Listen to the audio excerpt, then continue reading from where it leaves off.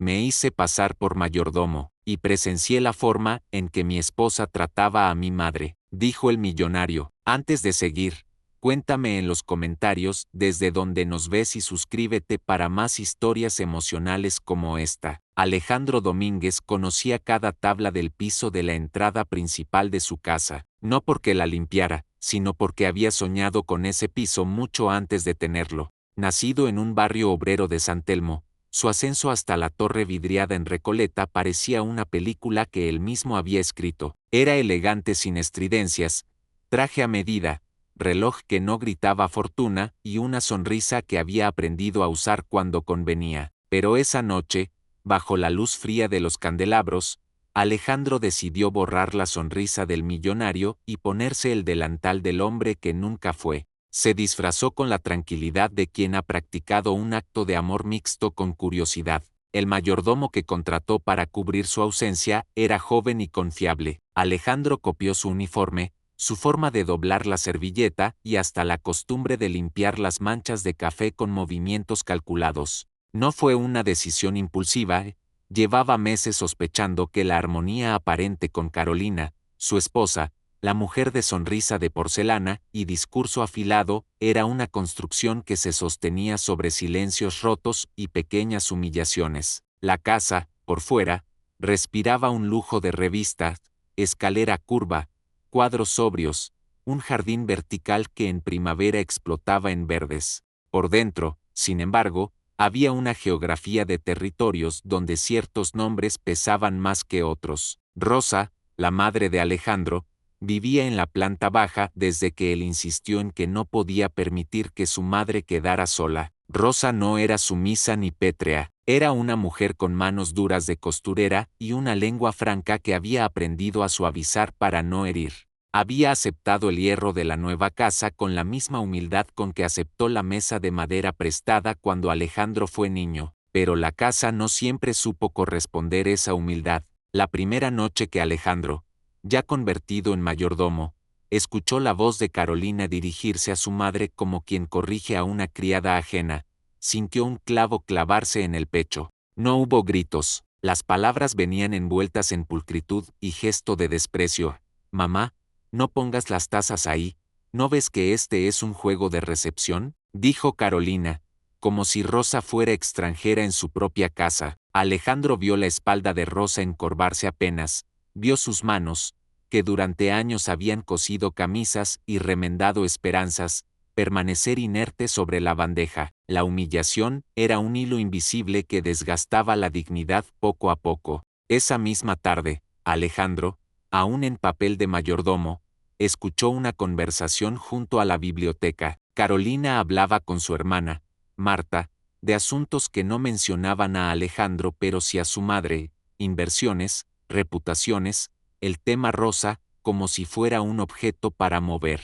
No podemos permitir que la gente del sur se acostumbre a nuestras cenas, dijo Carolina entre risas suaves, y Alejandro sintió que su sangre se endurecía. Había promesas, arreglos, una suerte de cálculo que convertía a Rosa en variable incómoda en una ecuación de prestigio social. El contraste entre la verdad que Alejandro conocía de su madre y la versión que circulaba por los salones era devastador. Rosa no pedía nada que ofendiera la mesa, comía en silencio, reía poco, lloraba menos, cuando lo hacía, lo ocultaba en la cocina, donde nadie la viera. Pero para Carolina, esos silencios eran señales de baja estofa, y la casa pronto se llenó de pequeñas pruebas en las que la madre era puesta a prueba y hallada, con sutileza maquiavélica insuficiente. La labor de Alejandro, sin embargo, no fue solo observar. Se acercó a su madre con cuidado de quien no quiere delatar la estrategia. Le servía el té con manos de mayordomo, escuchaba sus cuentos de infancia sin interrumpir y, en el fondo, sentía un conflicto que lo estremecía. Proteger a Rosa significaba romper la farsa que sostenía su propia pareja. Mantener la farsa significaba permitir que la persona que lo había criado fuera despojada de afecto. Esa noche, cuando Rosa se apartó después de una cena en la que Carolina la dejó hablando sola ante invitados que miraban con cortesía interesada, Alejandro sostuvo su mano con fuerza en la penumbra del pasillo. Ella le dijo, con la voz rasposa de quien perdona por costumbre: hijo, yo no quiero problemas, solo quiero que seas feliz. La oferta de felicidad que Alejandro había comprado con contratos y viajes, se le mostraba ahora en su verdadero precio: complicidad silenciosa con la humillación de la propia sangre. Vestido de mayordomo, pudo escuchar sin filtros cómo Carolina corregía a los empleados con autoridad urgente, cómo convertía la ironía en su forma de gobernar el hogar. Todo era pulcro, algo afilado en cada gesto. Alejandro aprendió a controlar la rabia con respiraciones cortas. Aprendió también a disimular la voz para que no la reconocieran. Cuando sirvió un licor a un invitado que halagó la elegancia de Carolina, Alejandro sonrió como el que sirve y no cuestiona. Pero no todo fue silencio. En la cocina, entre el vapor y los platos apilados, Rosa tuvo una palabra que golpeó a Alejandro como un faro: no te vayas, Alejandro. No te conviertas en alguien que se siente cómodo con la injusticia. Fue una reprimenda suave, un llamado a la memoria. Alejandro comprendió que su disfraz le daba acceso a la verdad, pero también la responsabilidad de decidir qué hacer con ella. La primera noche terminó con Alejandro mirando desde la escalera el dormitorio principal, donde Carolina se acomodaba un pañuelo de seda en la almohada, como si marcara su territorio. Alejandro, aún con el uniforme del mayordomo, dejó la bandeja en la cocina y tocó el anillo en su bolsillo, ese anillo que representaba promesas que ahora sonaban huecas. El sonido de la casa durmiente era un juramento rotundo. Algo debía cambiar, y él había encendido la mecha con su mentira piadosa. Y no vas a creer lo que pasó después. Alejandro miraba desde la escalera el dormitorio principal, donde Carolina acomodaba un pañuelo de seda en la almohada. Se tocó el anillo en el bolsillo y supo que algo debía cambiar. Y no vas a creer lo que pasó después. La semana siguiente se anunció una cena de beneficencia en la mansión, un evento que Carolina había orquestado con la precisión de una directora y la vanidad de quien celebra su propio reflejo. Invitados de la alta sociedad, periodistas complacientes y una lista selecta de donantes, todo pensado para mostrar la cara correcta de la familia Domínguez. Para Alejandro, la cena era una oportunidad y una trampa. Si mantenía su papel de mayordomo, tendría acceso a conversaciones, a vasos que se dejaron en mesas que no correspondían, a las sonrisas que esconden cuchillos. Si rompía el disfraz, arriesgaba más que su matrimonio, arriesgaba la dignidad de la mujer que lo había criado. La casa se movía como una maquinaria. Los empleados, entrenados por Carolina y su implacable sentido del orden, funcionaban en silencio. Alejandro aprendió a caminar por aquellos pasillos sin resbalarse en la costumbre del fingir. En la madrugada anterior al evento, encontró a Marta en el salón, con una copa a medias y la frente fruncida. Marta, la hermana menor de Carolina, había sido siempre más humana, menos aferrada al prestigio. Alejandro, aún con el uniforme puesto, escuchó sin intención. No podemos permitir que la señora Rosa figure en la lista de fotografías, dijo Marta con voz baja. A la gente le molesta ver a una madre que no parece de aquí. La frase cayó como un martillo. Esa misma noche, cuando la cocina estaba a punto y las copas aguardaban, Alejandro hizo algo que no había planeado. Dejó una bandeja junto a la mesa principal con el nombre correcto de los invitados, pero con una nota sutil: un pequeño pañuelo de tela que Rosa había bordado tiempo atrás, colocado exactamente donde Carolina sabía que mirarían las cámaras. Fue un gesto íntimo, casi infantil. Quería exponer, sin palabras, que aquella mujer tenía raíces, manos y una historia. Durante la cena, la cámara de un bloguero amigo de Carolina se detuvo en Rosa. Los flashes empezaron a bailar alrededor de la anciana con la fascinación hipócrita de quienes nunca han visto una historia completa. Carolina sonrió y acomodó su postura como quien endereza una bandera. Alejandro observó cómo la sonrisa se volvía trabalenguas de distancia. En el pasillo, entre el bullicio, escuchó a un invitado preguntar por el origen de Rosa y recibir, como respuesta, una variación elegante de desprecio: es una invitada discreta que prefiere la sombra. Alejandro sintió que la rabia ya no era solo suya, era de la casa misma, de los cuadros, de la madera. Esa noche sucedió algo que nadie esperaba. Durante el brindis principal, la voz de Carolina se quebró por un segundo, no por emoción, sino por un miedo que intentaba traducirse en control. Y en ese segundo, Rosa se levantó. No fue una salida teatral, fue un movimiento pequeño, lleno de dignidad. Caminó hasta el centro del salón y, con la mirada limpia, dijo pocas palabras que hicieron callar los murmullos mecánicos. He criado a este hombre con manos honestas. No vine aquí a ser un adorno. La frase produjo un silencio que pesó más que cualquier aplauso. Carolina se tornó pálida, su sonrisa perdió brillo. Algunos invitados aplaudieron por cortesía, otros, incómodos, miraron hacia la ventana como buscando la salida. Alejandro, vestido de mayordomo, sintió que la casa vibraba con una posibilidad nueva. La vergüenza pública se abría camino como una luz que revela fisuras. Sin embargo, antes de que la situación pudiera tomar un rumbo claro, Marta se interpuso y, con voz tremenda, intentó restablecer el guión. Mamá, es una noche para celebrar, por favor. Pero la palabra mamá resonó con una mezcla de afecto y distancia que dejó a todos sin palabras. Esa noche, en la cocina, Rosa tomó a Alejandro por la cara con manos firmes. Hijo, no quiero que esto arruine tu vida, dijo. Alejandro respondió con la voz rota, no quiero que sigan arrancando lo que es tuyo. Rosa se rió sin humor. La verdad siempre pesa, Alejandro. A veces pesa tanto que hay que decidir quién la carga. Él entendió que la decisión debía ser suya. Al día siguiente, Alejandro descubrió en el escritorio de Carolina un correo electrónico dirigido a un bufete de abogados, planes para trasladar a Rosa a una residencia adecuada, que, en la letra fría de la misiva, significaba fuera de la ciudad, lejos de miradas incómodas. La frialdad de la solución lo golpeó. Carolina no quería eliminar a Rosa por crueldad directa, prefería la invisibilidad como forma de pulcritud social. Alejandro juntó las pruebas, el correo, la lista de nombres que no incluía a Rosa, la conversación con Marta. Su corazón, que hasta entonces oscilaba entre perdón y rabia, se inclinó finalmente por la acción. Pero Alejandro no eligió la violencia ni la exposición humillante. Decidió jugar con la misma moneda de las apariencias. Empezó a sembrar pequeñas verdades.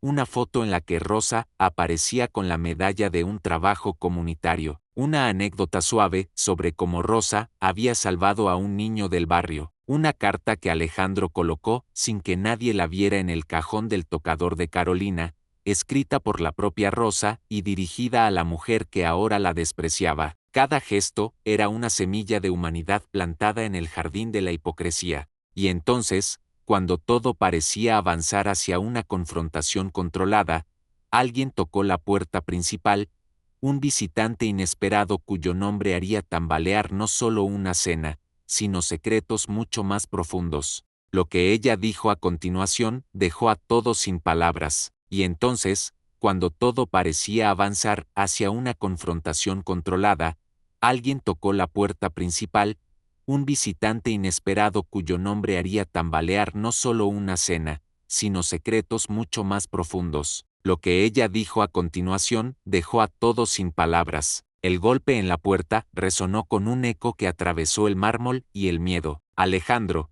todavía vestido como mayordomo, fue quien abrió. Del otro lado, la figura de una mujer mayor, de cabello gris recogido y abrigo modesto, temblaba bajo la lluvia. Busco a la señora Carolina Suárez de Domínguez, dijo con voz firme. Carolina bajó las escaleras lentamente, con la compostura de quien teme un desastre pero no puede mostrarlo. ¿Quién es usted?, preguntó con cortesía medida. La mujer sonrió, sin ironía.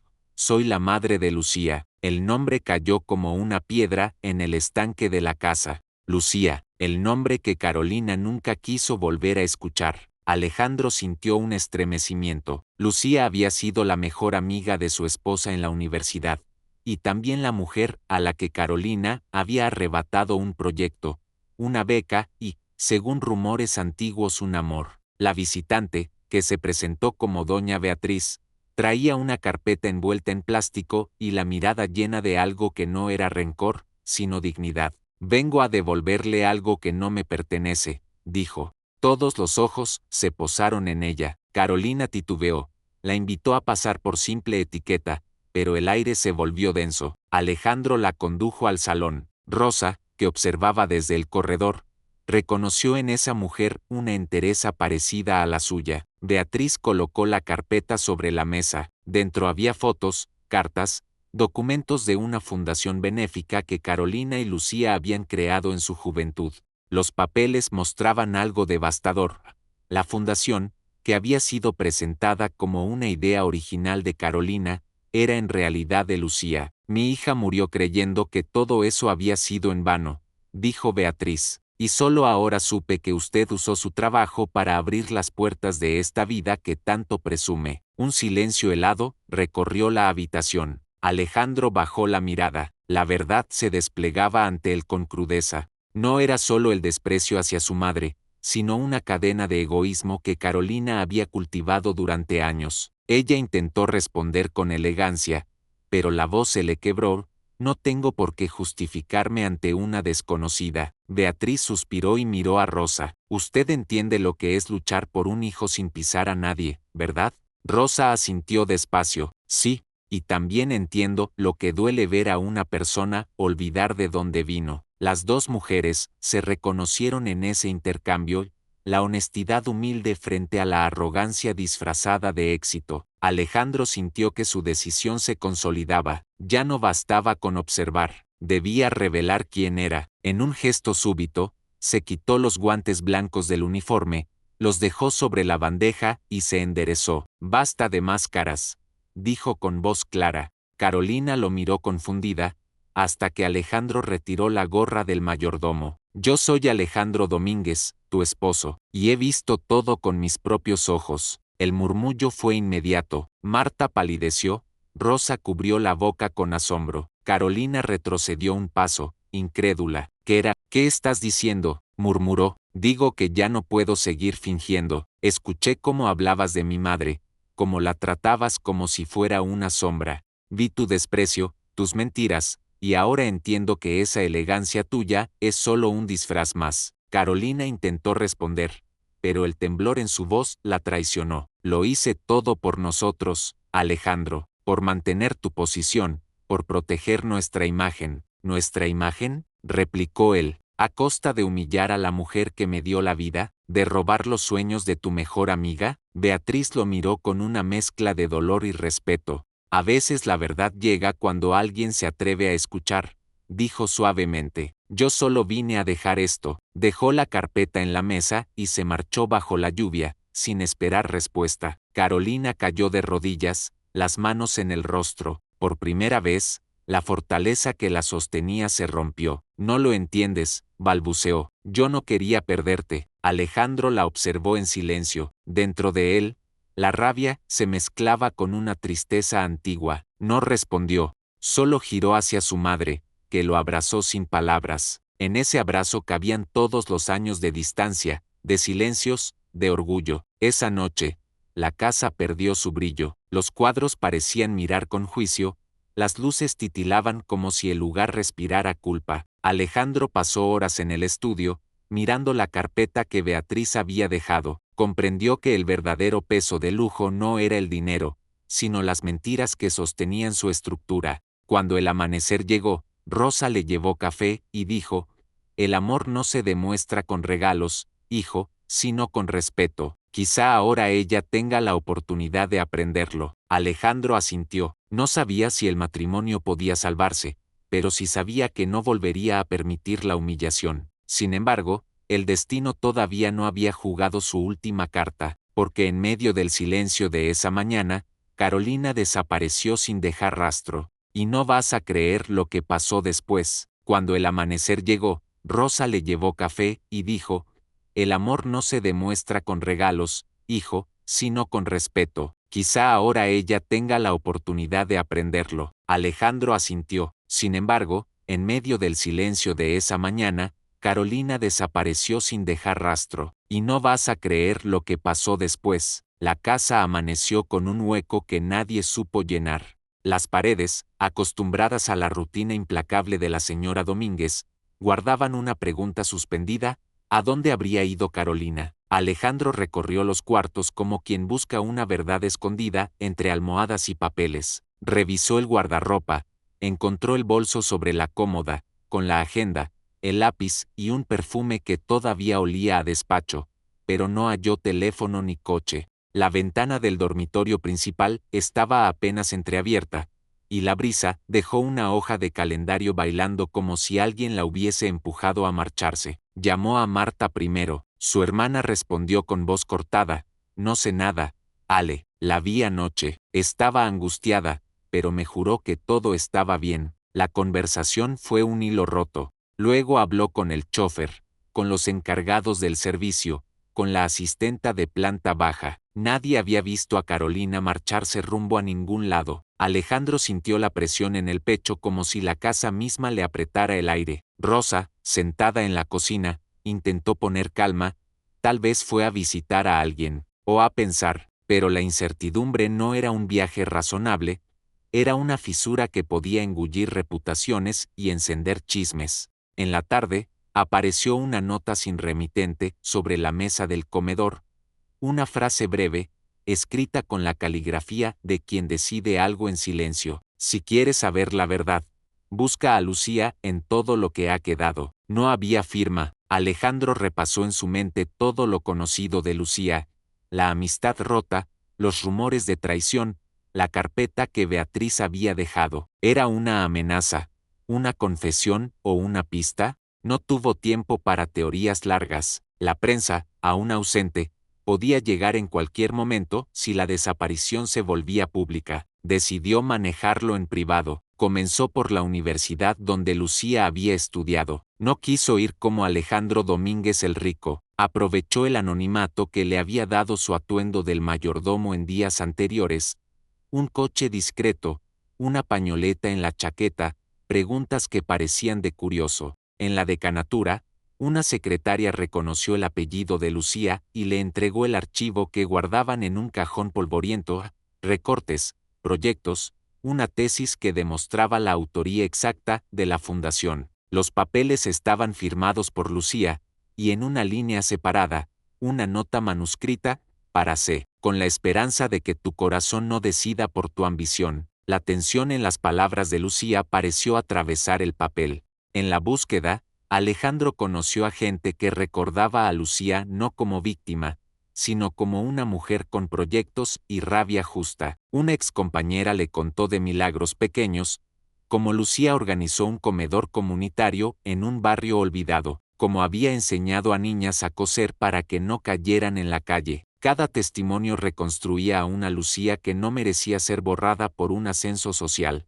Eso le ardió en el pecho a Alejandro, la sospecha de que su esposa había construido su pedestal con la sombra de otra. Mientras tanto, dentro de la mansión, la ausencia de Carolina generaba versiones. Vecinos murmullaban que la señora había huido por escándalo. Los contactos de prensa empezaron a buscar declaraciones. Alejandro, que hasta hacía poco había vivido protegido por capas de imagen planificadas, ahora inventaba respuestas para ganar tiempo. No quería que la verdad se expusiera de forma cruel, ni que su madre quedara en el centro del vituperio público. Había que ser preciso, exponer la verdad, sí, pero con dignidad. Una noche, al revisar la carpeta de documentos de la fundación que Beatriz había dejado, Alejandro encontró algo que no había notado antes: una serie de sobres sellados con fechas. En uno, una carta dirigida a C, con trazos temblorosos. La abrió y leyó una confesión que lo dejó sin aliento.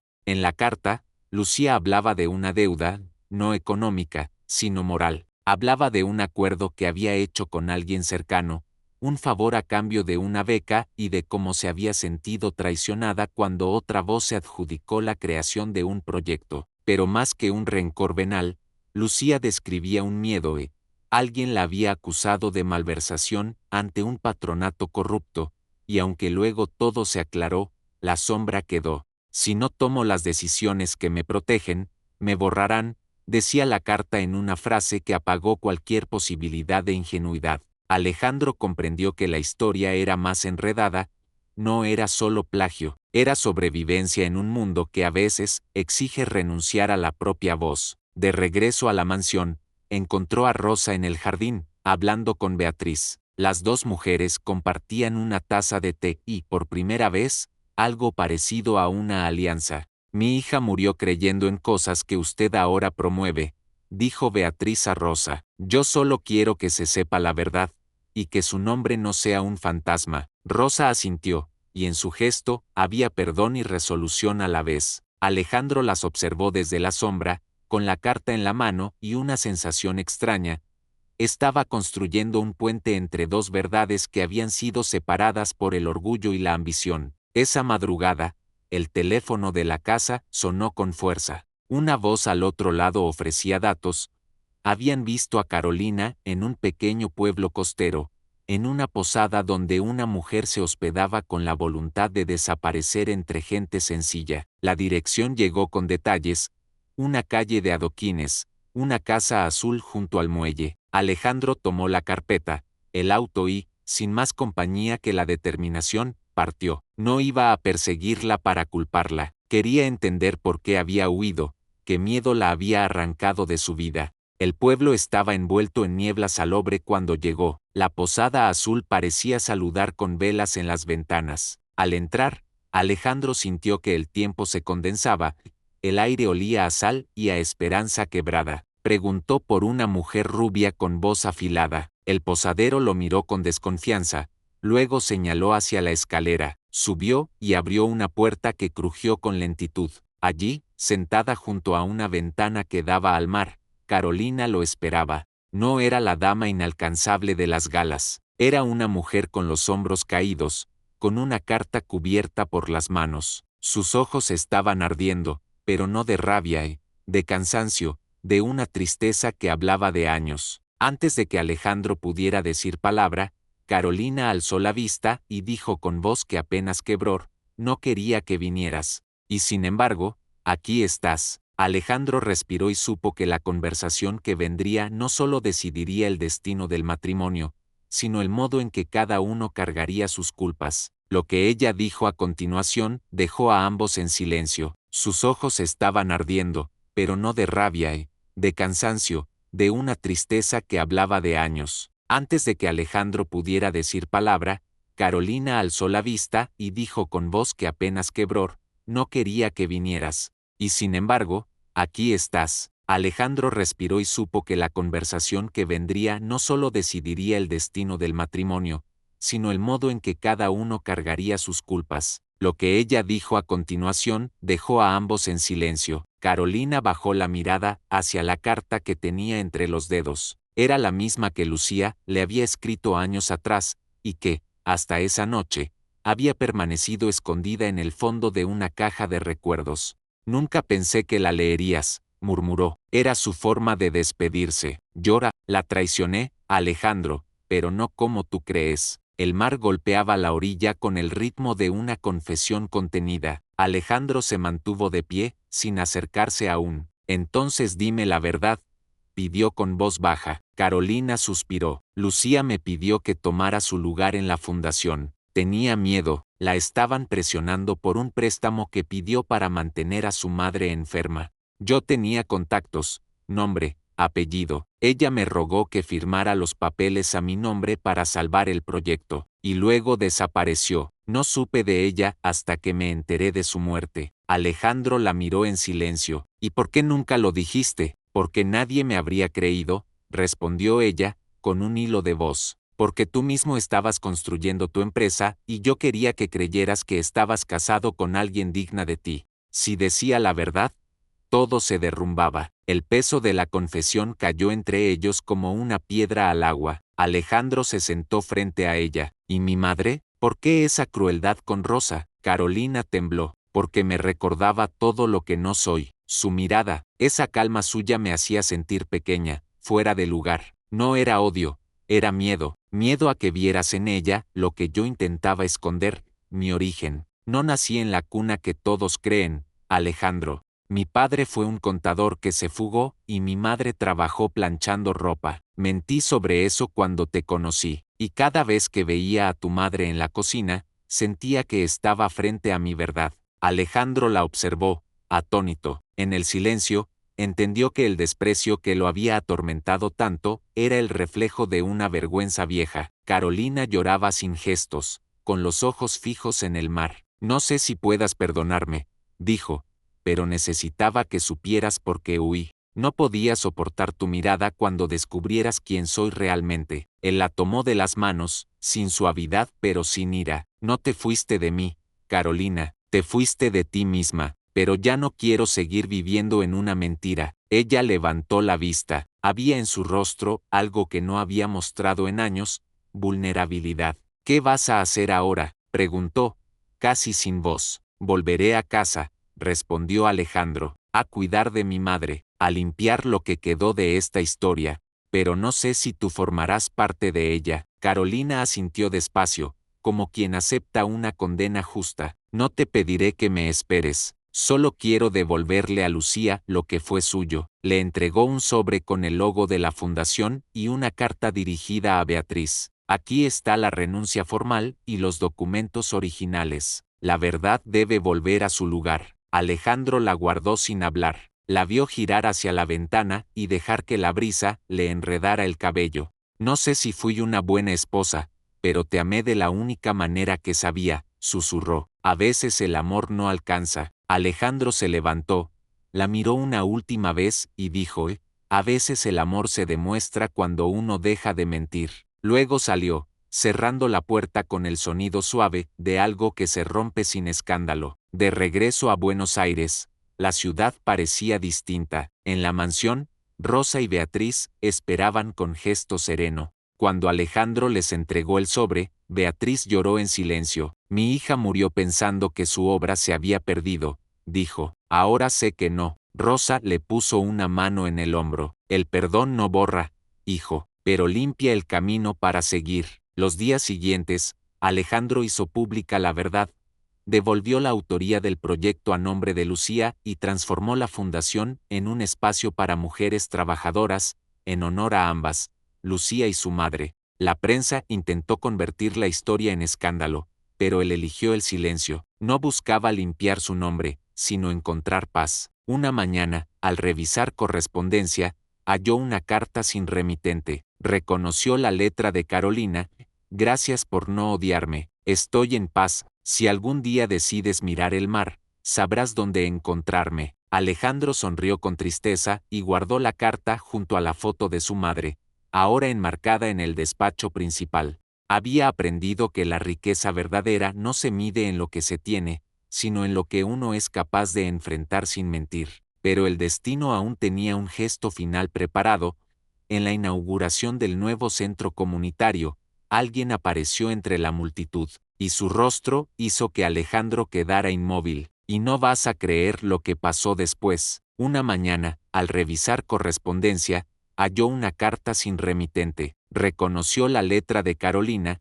Gracias por no odiarme. Estoy en paz. Si algún día decides mirar el mar, sabrás dónde encontrarme. Alejandro sonrió con tristeza y guardó la carta junto a la foto de su madre. En la inauguración del nuevo centro comunitario, alguien apareció entre la multitud, y su rostro hizo que Alejandro quedara inmóvil. Y no vas a creer lo que pasó después. La plaza frente al centro comunitario brillaba con banderines sencillos y mesas donde se servía café. La gente del barrio había llegado sin protocolo, con manos curtidas y sonrisas genuinas. Alejandro caminó entre ellos como quien entra en un templo nuevo, con el peso de los últimos meses aún clavado en los hombros, pero con una paz que le dolía. Había transformado la culpa en obras, salones de costura, aulas para alfabetización, un comedor que olía a caldo y esperanza. Hoy no buscaba aplausos, buscaba recordar a Lucía como era,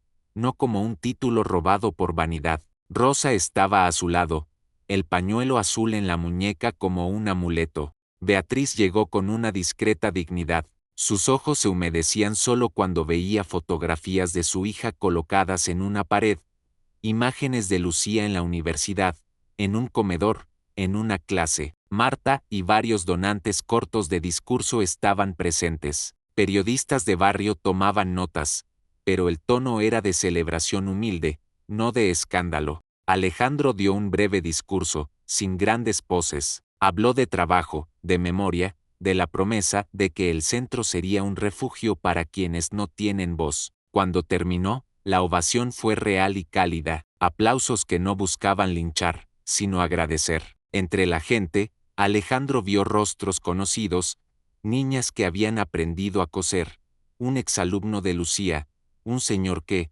años atrás, había recibido una ayuda en la plaza. La vida se movía en círculos que ahora cerraban en forma de red.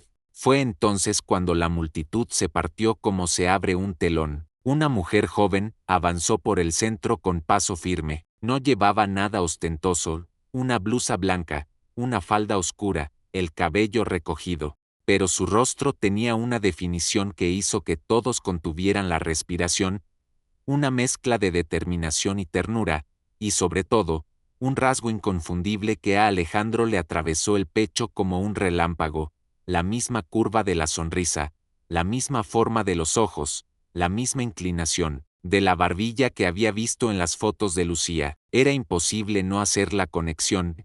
La joven era, de alguna manera, la continuación de Lucía. Se presentó como Elena, habló con voz clara. Soy amiga y alumna de Lucía desde siempre. Crecí en los talleres que ella organizaba en un barrio de las afueras. Ella me enseñó a leer, a coser, a creer que mi vida tenía sentido. Cuando ella murió, su nombre se convirtió en un susurro. Hoy vengo a pedir que ese susurro se convierta en acción. Sus palabras no eran largas, pero tenían la precisión de quien vuelve para tomar una posta. Alejandro la observó, sin poder moverse. Rosa apretó su mano y, por un instante, Alejandro sintió que el tiempo retrocedía y avanzaba a la vez. Elena tomó el micrófono con naturalidad y, en un gesto que nadie había previsto, dijo: antes de que se abra una sola placa, quiero leer una carta. Sacó de su bolso un sobre amarillo, algo gastado, y abrió la hoja con cuidado ritual. Esta carta me la entregaron hace años,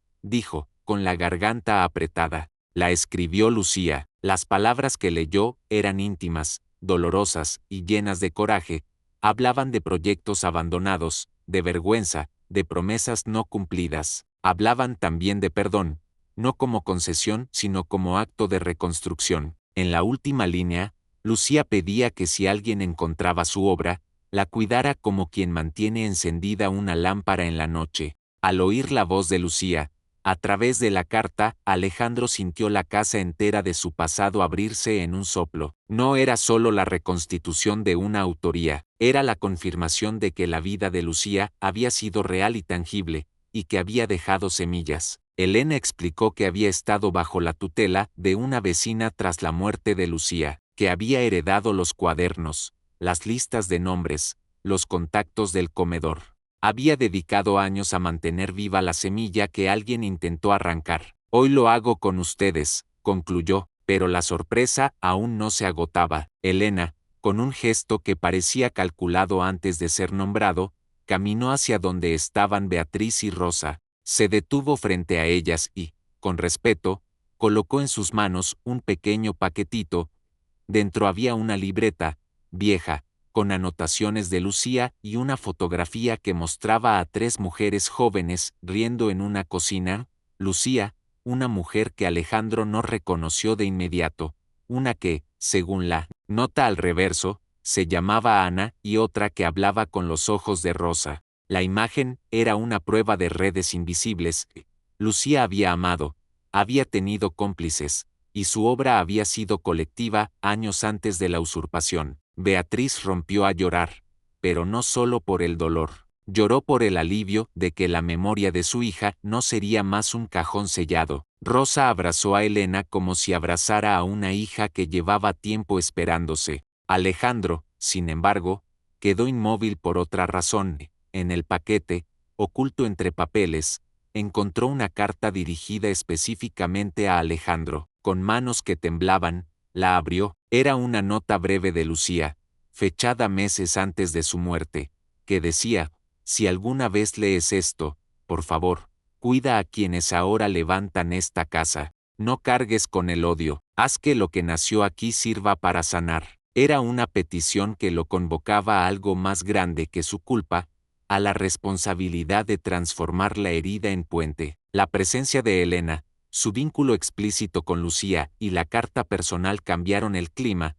Lo que podía haber sido una victoria en solitario se convirtió en un comienzo verdaderamente comunitario. La inauguración siguió, pero ya no como un acto de redención privada.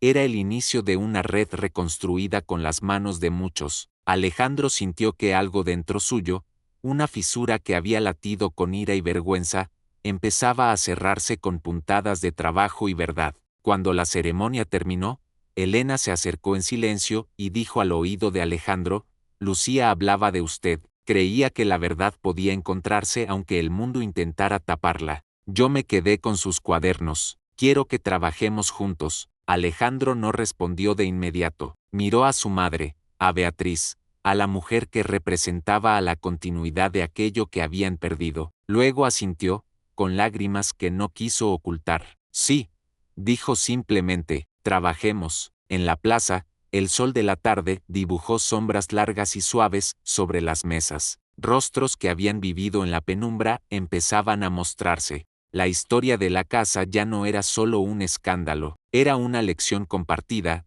El poder puede corromper, pero la gente, con pequeñas acciones, puede reparar. Alejandro comprendió que el asombro que lo había inmovilizado no era solo por el parecido o por la sorpresa, era la certeza de que la verdad, cuando se devuelve al mundo, tiene la fuerza de cambiar destinos. Y, sin embargo, aún quedaba un último eco en la memoria de Carolina, la carta que ella había entregado y su paz en la playa. Alejandro se preguntó si algún día volvería a verla o si aquel gesto de dejarla ir era ya la forma más honesta de amar. Mientras Elena se perdía entre la gente, Alejandro se acercó a Rosa y, juntos, miraron el centro, la placa con el nombre de Lucía, limpio y nuevo. Las manos de Rosa temblaron al tocar la letra grabada. Lo hiciste bien, murmuró Alejandro. Lo hicimos bien, corrigió ella. Lo que vino después tejió días de trabajo duro, encuentros con vecinos y la reconstrucción paciente de confianza. Pero en medio de la rutina, hubo una carta que nadie esperaba, un sobre sin remitente que contenía una fotografía y una frase manuscrita en tinta azul. A veces el perdón es la única semilla que florece hacia atrás. Alejandro la guardó junto a la carta de Lucía, y, por primera vez desde que había empezado todo, sintió algo parecido a la paz completa. El silencio de la noche cayó sobre la casa restaurada. En el nuevo despacho del centro comunitario, las luces quedaban encendidas hasta tarde, papeles con presupuestos, cuadernos de talleres, planos para construir un pequeño invernadero. Alejandro se quedaba hasta el último, repasando nombres, dibujando sueños. Ya no lo movía la culpa, sino la calma del propósito. Cada rostro que se acercaba a pedir ayuda era una página nueva del libro que Lucía había dejado inconcluso. Rosa entraba a veces con una taza de té, siempre con la misma serenidad que había tenido su madre. Se había vuelto el corazón del lugar, aconsejaba, mediaba, enseñaba a coser. Muchos no sabían que era la madre de aquel millonario, solo veían en ella a una mujer sabia y fuerte. Alejandro la observaba desde la distancia, comprendiendo por fin que el amor verdadero no se mide en homenajes, sino en presencia. Elena, por su parte, se había convertido en una aliada constante. Su energía juvenil, su claridad, y ese brillo en los ojos que tanto recordaba a Lucía llenaban de vida cada rincón. Con ella, Alejandro aprendió a mirar el futuro sin miedo. Las reuniones semanales eran menos empresariales y más humanas.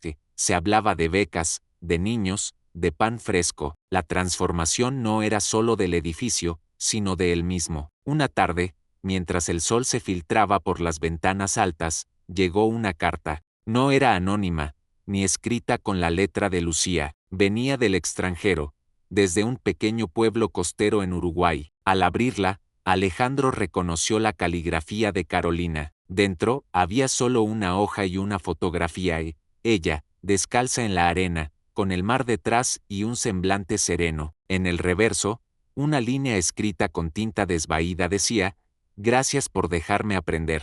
Ojalá la vida te recompense con paz». No había rencor, ni súplica, solo cierre. Alejandro leyó la frase varias veces y luego la colocó en el mismo cajón donde reposaban las otras cartas, junto a la de Lucía y la misteriosa frase del perdón. Comprendió que, al final, cada una de esas mujeres, Lucía, Carolina, su madre lo habían formado a través del amor, la decepción y la verdad. El hombre que había fingido ser mayordomo para espiar había terminado aprendiendo que el servicio genuino no se actúa, se vive. Esa noche, el centro comunitario celebró su primer aniversario. Hubo empanadas, guitarras y risas. Nadie habló de escándalos ni de riqueza. Los niños corrían entre mesas. Las mujeres mayores cocinaban como si el tiempo hubiera regresado a los días felices de Lucía. Elena organizó un pequeño homenaje en su memoria. Colocó un banco bajo el árbol más grande del patio, con una placa discreta que decía para quien sembró esperanza, donde otros solo vieron poder. Alejandro se sentó allí al final del día, miró el cielo encenderse en rojo, pensó en su madre dormida en la casa contigua, en Carolina quizá mirando el mismo atardecer desde otra orilla, y en Lucía, cuya voz parecía todavía susurrar entre las hojas. No necesitaba más respuestas. Había entendido que la redención no borra el pasado, lo ilumina. Beatriz, la madre de Lucía, se acercó con paso lento. ¿Sabes?, dijo con una sonrisa cansada. A veces pienso que mi hija te perdonó mucho antes de que tú supieras lo que habías hecho. Alejandro bajó la mirada. Y yo tardé mucho en perdonarme, respondió. Pero aquí, con toda esta gente, siento que finalmente lo logré. Beatriz lo abrazó sin palabras. Aquel gesto cerró la herida que había dividido familias, clases y corazones. El viento trajo risas desde el patio. Rosa bailaba con unos niños pequeños, y Elena tomaba fotografías para los nuevos voluntarios. Alejandro respiró hondo, mirando cómo el cielo se oscurecía y las luces del centro se encendían una a una. Era un faro,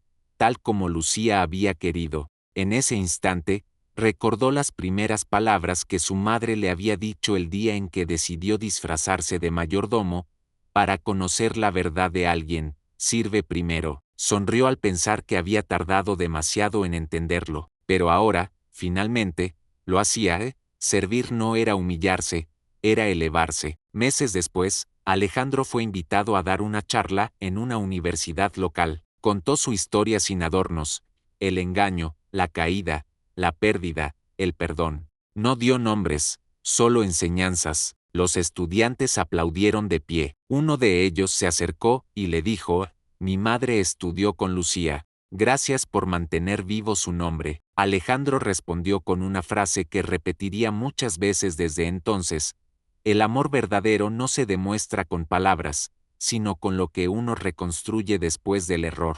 Y así, el hombre que una vez fue millonario, antes que humano, terminó siendo recordado como el fundador de un sueño nacido de humildad. No hubo más máscaras, ni mayordomos falsos, ni mentiras elegantes. Solo un legado de verdad y trabajo. La historia cerró su círculo una mañana tranquila, cuando Alejandro, ya con canas en las sienes, salió al patio y vio a unos niños plantando flores en el jardín. Uno de ellos, con inocencia, le preguntó: «¿Y quién fue Lucía?». Él sonrió: «Fue alguien que nos enseñó a mirar el mundo con compasión». El niño asintió, sin entender del todo, pero siguió cavando en la tierra. El sol acariciaba los pétalos recién plantados. Alejandro levantó la vista y pensó que, en el fondo, esa era la forma más hermosa de eternidad. Gracias por ver. Suscríbete, activa la campana y dime si te gustó esta historia.